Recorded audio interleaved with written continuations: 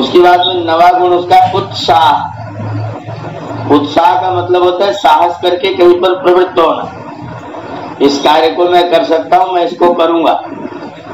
जूझ जाना, जुट जाना, ये भी उसके अंदर गुण है। 10वां है स्मरण, वो याद भी रखता है चीजों को, याद करने की उसकी शक्ति है। 11वां है निश्चय, वो निश्चय कर सकता है कि ऐसा ही है, एज इट इज, ऐसा निर्धारण भी जीवात्मा कर सकता है, उसके अंदर ये शक्ति है। 12वां है इच्छा, इच्छा वो करता ही है, शुभ को प्राप्त करने की, अशुभ को छोड़ने की इच्छा उसके अंदर है स्वाभाविक रूप से। वो प्रेम कर सकता है, वो द्वेष भी कर सकता है, बुराइयों से द्वेष, और अगर दूषित हो जाए तो अच्छाइयों से भी द्वेष। वो जोड़ सकता है, संयोग, जोड़ने में समर्थ है, बांट देने में भी समर्थ है, विभाग भी उसके अंदर है। संयोग माने जोड़ना, विभाग माने अलग अलग करना, बांटना। तो वो संयोग करता है, विभाग करता है, इसलिए संयोजक और विभाजक भी है। संयोग विभाग शक्ति उसके अंदर है, उसके कारण से वो संयोजक कहलाता है और विभाजक कहलाता है। उसके अंदर श्रवण की शक्ति है, श्रवण की उसकी अपनी स्वाभाविक शक्ति है। जब शरीर में आ जाता है तो कान से सुनता है, और जब शरीर में नहीं होता है तो भी उसके अंदर संकल्प शक्ति है जिससे वो श्रवण कर सकता है। शरीर में आ जाता है तो त्वचा के कारण से स्पर्श शक्ति है, छू करके ठंडा गर्म जान लेता है। और ना हो, अगर शरीर त्वचा अपना ना हो, स्थूल शरीर ना हो, तो भी उसके अंदर अपनी संकल्प शक्ति के अंदर स्पर्श करने की शक्ति है, देखने की शक्ति है, दर्शन की, और देखकर जान लेने की शक्ति उसकी संकल्प के कारण से भी होती है। स्वाद शक्ति उसके अंदर है, वो रस ग्रहण कर सकता है। और गंध की शक्ति है, गंध ग्रहण कर सकता है, सूंघ सकता है, खुशबू है कि बदबू है। और फिर अंत में बताया ज्ञान, जानना। ये 24 प्रकार के सामर्थ्य युक्त जीव हैं। ये जो इनकी जीव की सामर्थ्य है, वो सामर्थ्य शरीर न रहे तो भी रहता है, और शरीर रहे तो प्रकट रूप में दूसरों के लिए प्रकट अभिव्यक्त वो कर ही सकता है। शरीर है तो व्यक्त कर सकता है, शरीर नहीं है तो कर सकता है अपने लिए, लेकिन दूसरों के लिए नहीं कर सकता है।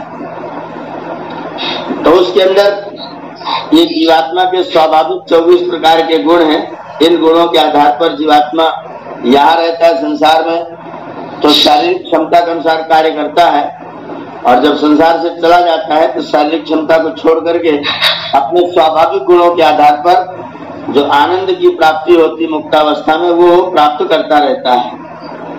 ये जीवात्मा की स्वाभाविक शक्तियां हैं।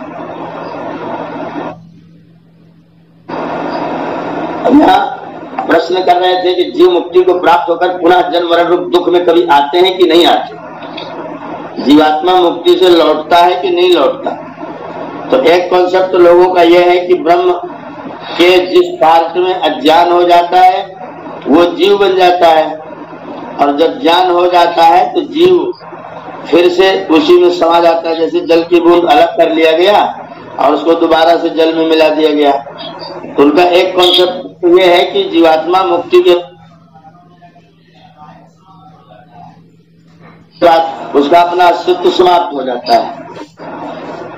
और दूसरा जो स्वामी जी का विचार है, स्वामी जी का जो तथ्य है, जिनका सिद्धांत है, वो ये कहते हैं कि जीव कभी भी परमात्मा में मिलता नहीं है।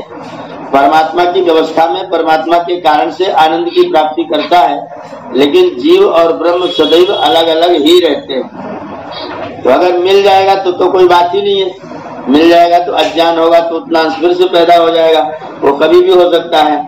लेकिन नहीं मिलेगा, अगर गया है कहीं तो फिर आ सकता है। तो स्वामी जी कह रहे हैं, प्रश्न अभी उठ रहा है कि जीव मुक्ति को प्राप्त होकर पुनः जन्म मरण दुख में कभी आते हैं कि नहीं आते, क्योंकि न च पुनरावर्तते न च पुनरावर्तते, यह उपनिषद का वचन है, लौटता नहीं है, लौटता नहीं है। फिर शारीरिक सूत्र में कहा वेदांत दर्शन में, अनावृत्ति शब्दात, अनावृत्ति शब्दात, उसका न लौटना शब्द के कारण से, मतलब शब्द का ज्ञान न लौटना, लेकिन वास्तव में लौटता है। फिर कह रहे यद गत्वा न निवर्तन्ते तद्धाम परमम मम, भगवद गीता में कहा है जहाँ जाकर के लोग लौटते नहीं है उसे मेरा परम धाम कहते हैं। इत्यादि वचनों से विदित होता है कि मुक्ति वही है जिससे निवृत्त होकर पुनः संसार में कभी नहीं आता। स्वामी जिसका उत्तर दे रहे यह बात ठीक नहीं है, क्योंकि वेद में इस बात का निषेध किया है। यह मंत्र दिया है ऋग्वेद मंडले, कस्य नूनम कतमस्य अमृतानाम मनामहे चारुदेवस्य नाम कोनो महिया अदितये पुनर्दात। ये पुनर्दात माने पुनः कहता है पितरम च दृश्यम मातरम च। तो जीवात्मा जब इच्छा करता है कि मैं पिता को देखूं, माता को देखूं, संसार में आऊं, तो परमात्मा उसको पुनर्दात, फिर से उसको परमात्मा जीवन देता है। अग्नेर्वयम प्रथमस्य अमृतानाम मनामहे चारुदेवस्य नाम सनो मैया अदितये पुनर्दात। वह मेरे लिए अदिति के लिए फिर से देता है। पितरम च दृश्यम मातरम च, हम पिता को देखें और माता को देखें। तो स्वामी जी प्रमाणों का आधार पर ये मानते हैं कि जीव लौट करके आता भी है। सांख्य दर्शन का सूत्र दे रहे हैं, आप लोग पढ़ चुके हैं। इदानीमेव सर्वत्र नात्यंतोच्छेद, जैसे इस समय सब लोग मुक्त नहीं है, वैसे सर्वत्र अत्यंत उच्छेद नहीं होता है। या फिर से प्रश्न कर दिया, हम लोग किसका नाम पवित्र जाने? कौन नाश रहित पदार्थों के मध्य में वर्तमान देव सदा प्रकाश स्वरूप है, हमको मुक्ति का सुख भोगाकर पुनः इस प्रश्न में जन्म देता, संसार में जन्म देता और माता तथा पिता का दर्शन कराता है? उत्तर दिया, हम इस प्रकाश स्वरूप अनादि सदा मुक्त परमात्मा का नाम पवित्र जाने, जो हमको मुक्ति में आनंद भोगाकर पृथ्वी में पुनः माता पिता के संबंध में जन्म देकर माता पिता का दर्शन कराता है। वही परमात्मा इस प्रकार मुक्ति की व्यवस्था करता और सबका स्वामी। और जैसे इस समय बंध मुक्त जीव हैं, वैसे ही सर्वदा रहते हैं। अत्यंत विच्छेद बंध व मुक्ति का कभी भी नहीं होता, किंतु बंध और मुक्ति सदा नहीं रहती। जो उसको मिलता है उसका बंधन सदा नहीं रहता और मुक्ति भी सदा नहीं रहती है। मुक्ति भी, इसका एक तर्क और भी है कि हमारे जो कर्म है वो शांत है, मतलब उनका कहीं अंत है, हमारी उनकी सीमा है। तो ससीम कर्मों का फल असीम कभी नहीं हो सकता है। ससीम कर्मों का फल हमेशा ससीम ही होगा। सीमा लंबी चौड़ी हो सकती है, लेकिन जो सीमा युक्त कर्म है उनका फल कभी भी सीमा रहित नहीं हो सकता है। इसलिए मुक्ति के बाद में जीवात्मा का लौटना सिद्ध होता है। प्रश्न करें तब अत्यंत विमोक्षो अपवर्गः दुख जन्म प्रवृत्ति दोष मिथ्या ज्ञानानाम उत्तरोत्तरापाये तदंतरापायात् अपवर्गः। न्याय में जो दुख का अत्यंत विच्छेद होता है वही मुक्ति कहती है, क्योंकि जब मिथ्या ज्ञान अविद्या लोभ आदि दोष विषय दुष्ट व्यसनों में प्रवृत्ति जन्म और दुख का उत्तर के छूटने से पूर्व के निवृत्त होने से मोक्ष होता है, जो कि सदा बना रहता है।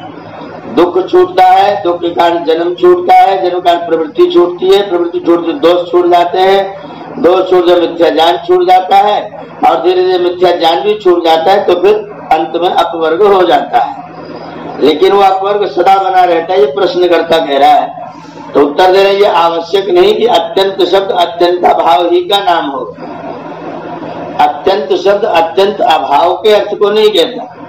जैसे अत्यंतम दुखम अत्यंतम सुखम चास्य वर्तते, इसको बहुत दुख और बहुत सुख इस मनुष्य को है, इससे यही विदित होता है कि इसको बहुत दुख व सुख है। इसी प्रकार यहाँ भी अत्यंत शब्द का अर्थ जानना चाहिए। कह रहे जो मुक्ति से भी जीव फिर आता है तो कितने समय तक मुक्ति में रहता है? तो कह रहे ते ब्रह्मलोके परांत काले परामृतात् परिमुच्यन्ति सर्वे। वह मुक्त जीव मुक्ति में प्राप्त होकर ब्रह्म में आनंद को तब तक भोग के पुनः महाकल्प के पश्चात मुक्ति सुख को छोड़ के संसार में आते हैं। इसकी संख्या यह है कि 43,20,000 वर्षों की एक चतुर्युगी, ये बड़े ध्यान दीजिएगा, 43,20,000 वर्षों की एक चतुर्युगी, 2 सहस्र चतुर्युगियों का एक अहोरात्र, ऐसे 30 अहोरात्रों का एक महीना, ऐसे 12 महीनों का एक वर्ष, ऐसे 100 वर्षों का परांत काल होता है। इसको गणित की रीति से यथावत समझ लीजिए। इतना समय मुक्ति में सुख भोगने का है। सब संसार और ग्रंथकारों का यही मत है कि जिससे पुनः जन्म मरण में कभी ना आए। उत्तर दे रहे ये बात कभी नहीं हो सकती, क्योंकि प्रथम तो जीव का सामर्थ्य शरीर आदि पदार्थ और साधन परिमित है, सीमित है। साधन सीमित है, पुनः उसका फल अनंत कैसे हो सकता है? अनंत आनंद को भोगने का असीम सामर्थ्य कर्म और साधन जीव में नहीं है, इसलिए अनंत सुख नहीं भोग सकता। जिनके साधन अनित्य हैं उनका फल नित्य कभी नहीं हो सकता। और जो मुक्ति में से कोई भी लौटकर जीव का संसार में न आवे तो संसार का उच्छेद अर्थात जीव निश्शेष हो जाने चाहिए। प्रश्न किया, ईश्वर जितने जीव मुक्त होते हैं उतने नए उत्पन्न करके संसार में रख देता है, इसलिए निश्शेष नहीं होते। तो उत्तर दे रहे जो ऐसा होगा तो जीव अनित्य हो जाए, क्योंकि जिसकी उत्पत्ति होती है और जिसका नाश अवश्य होता है, फिर तुम्हारे मतानुसार मुक्ति पाकर भी विनष्ट हो जाएंगे। मुक्ति अनित्य हो गई और मुक्ति के स्थान में बहुत सा भीड़ भड़क्का हो जाएगा, क्योंकि वहां आगम अधिक और व्यय कुछ भी नहीं होने से बढ़ती का पारावार न रहेगा। और दुख के अनुभव के बिना सुख कभी कुछ भी नहीं हो सकता। जैसे कटु ना हो तो मधुर क्या, जो मधुर ना हो तो कटु क्या कहावे, क्योंकि एक स्वाद के एक रस के विरुद्ध होने से दोनों की परीक्षा होती है।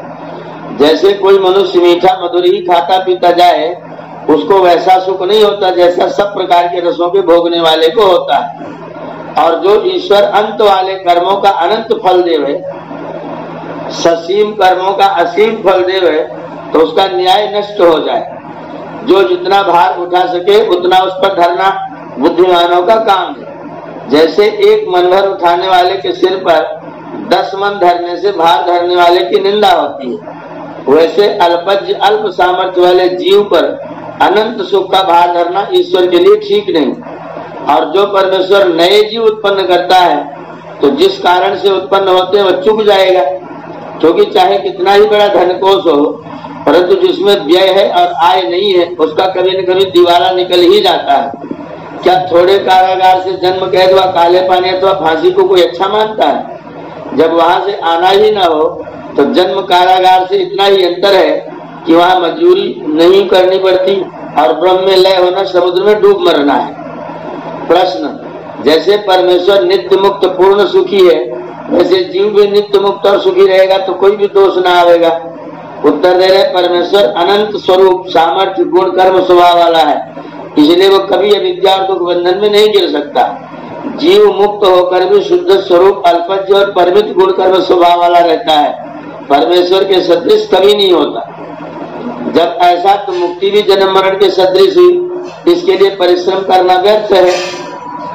तो उत्तर दे रहे मुक्ति जन्म मरण के सदृश नहीं है, क्योंकि जब तक 36,000 बार उत्पत्ति और प्रलय का जितना समय होता है, उतने समय पर्यंत मुक्ति के आनंद में रहना, दुख का न होना क्या छोटी बात है। जब आज खाते पीते हो, कल भूख लगने वाली है, पुनः इसका उपाय क्यों करते हो?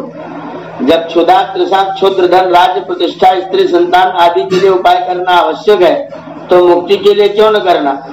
जैसे मरना अवश्य है तो भी जीवन का उपाय किया जाता है, वैसे मुक्ति से लौटकर जन्म में आना है तथापि उसका उपाय करना अत्यावश्यक है। ये स्वामी जी ने सिद्ध किया कि मुक्ति से लौट जाना होता है। आज का पाठ यहाँ पर विरमित करेंगे। अगला चैप्टर दूसरा शुरू हो रहा है। मुक्ति के क्या क्या साधन है, इसकी चर्चा हम लोग कल करेंगे। आज यहीं तक विराम ले रहे हैं। कोई जिज्ञासा हो तो 15 मिनट का टाइम है, कर सकते हैं।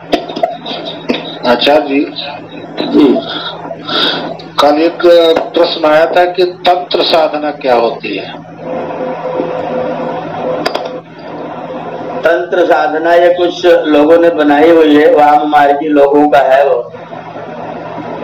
वो तंत्र साधना कुछ उल्टी सीधी रीति से करते हैं, कहीं शमशान में जाके करते हैं, कहीं कुछ अघोरी टाइप के होते हैं। ऐसा कोई न तो उसमें कोई विज्ञान होता है और ना तो उसमें कोई कहीं वेद में कहीं शास्त्र में लिखा हुआ है। ये नए लोगों की कल्पित है तंत्र साधना। वो कोई बहुत मतलब इतने अघोरी होते, कोई मल खा लेता है, कोई मुर्दे का मांस खा लेता है, जलती हुई चिता में से मुर्दे को खींच करके उसको खा लेता है, और शमशान में बैठा कोई झोपड़ी लिए घूम रहा है, तो केवल दूसरे को भय दिखा करके, दूसरों को भय दर्शा करके, या कुछ इस तरह उल्टे सीधे काम करे, कुछ थोड़ा बहुत उनके शरीर की सफलता हो भी जाती है, शरीर को कुछ दूसरी कुछ चमत्कारिक चीजें होने लग जाती हैं। लोग इसी को तंत्र साधना कहते हैं, लेकिन ये वैदिक नहीं है, अवैदिक है। मुक्ति में बाधा है सर जी, है? मुक्ति में बाधा है बहुत बड़ी वो। हाँ, बाधा तो है।